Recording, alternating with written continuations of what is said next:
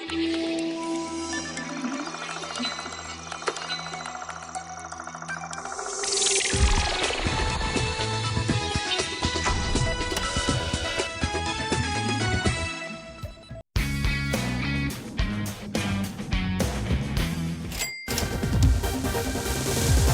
2006 nang simulan ng mag-asawang Von at Rosemary ang kanilang laundry business. 300,000 pesos ang kanilang puhunan. Target nilang customer ang mga residente ng mga kondo na nagsusulputan sa Pasig area. Sa ngayon kasi, laundry is already a necessity. Kasi kung napapansin nyo, napakadami ng mga condominiums na itinatayo, walang mga sampayan. So talagang resort nila is to the laundry shops. Sa ganda ng takbo ng negosyo, 6 months lang nabawi na nila ang puhunan, kaya mabilis din silang nakapag-expand. Nakakalimang branches na ang Speed Queen. Malaking tulong din daw ang nangyaring na-feature sila sa kabuhayang swak na swak nung nagsisimula pa lang sila.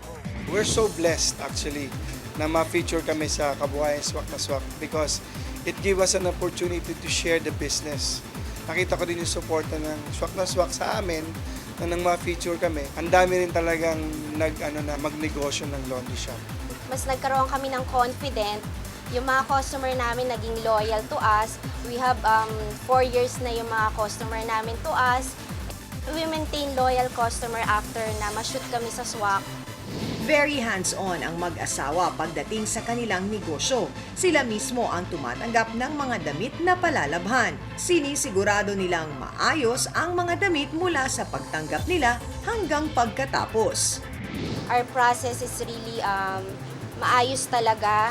Even me, I do the washing, I do the tagging. Para ako mismo, alam ko yung negosyo ko. Aminado silang hindi maiiwasan na magkaproblema sa ganitong negosyo, lalo na kapag may nasira o kaya ay nawalang damit. Ang kanilang solusyon, triple the price ang bayad nila sa kliyente. Usually, ang nagiging problem is fading, loss of items. Yun, nasusunog din ang mga comforter. Magandang negosyo ang hatid ng laundry business ni Von at Rosemary, kaya naman gusto nilang ipahagi ito sa ibang mga tao. Sa pamamagitan ng laundry construction service, ibig sabihin, tutulong silang mag-set up ng laundry business para sa mga gustong magnegosyo. Yung mga gusto magtayo ng mga laundry shop, we are offering these services to them. We provide yung installation of machines, yung renovation ng shops, yung mga paintings, saka installation ng water pipings and exhaust system.